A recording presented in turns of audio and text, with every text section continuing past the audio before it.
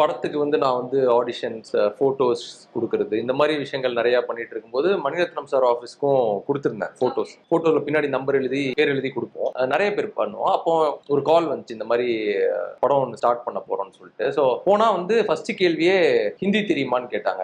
Second கேள்வி dance ஆட தெரியுமா? இத மாரி ஒரு 4, 5 கஷ்டமான எல்லாத்துக்கும் தெரியாதுன்னு மட்டும் சொல்லவே கூடாது. ஓகே. ஏன்னா எதுவுமே பண்ண வைக்க மாட்டாங்க. ஹிந்தி தெரியும்னாலும் நம்மளுக்கு வந்து பக்கமா ஹிந்தி டயலாக் வரப்போறது இல்ல. அது நம்மளுக்கு தெரியும். ஒரு சின்ன ஒரு எல்லாமே தெரியும்னு சொல்லிட்டேன். நிறைய பேர் தெரியாதுன்னு சொல்லி ரிஜெக்ட் ஆயிட்டான். தெரியும்னு சொல்லி உள்ள போனதுக்கு அப்புறம் தான் தெரிஞ்சு எதுவுமே அது தமிழ் படம் தான்.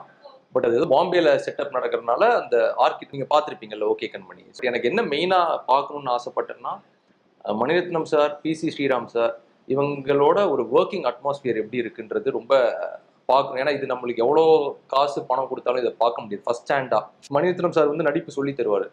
துல்கர் அவருக்குலாம் வந்து எப்படி பண்ணணும்னு பயங்கரமா நடிப்பாரு. பேக் ஸ்டேஜ்ல போய் நான் ப்ராக்டிஸ் பண்ணி பார்ப்பேன்.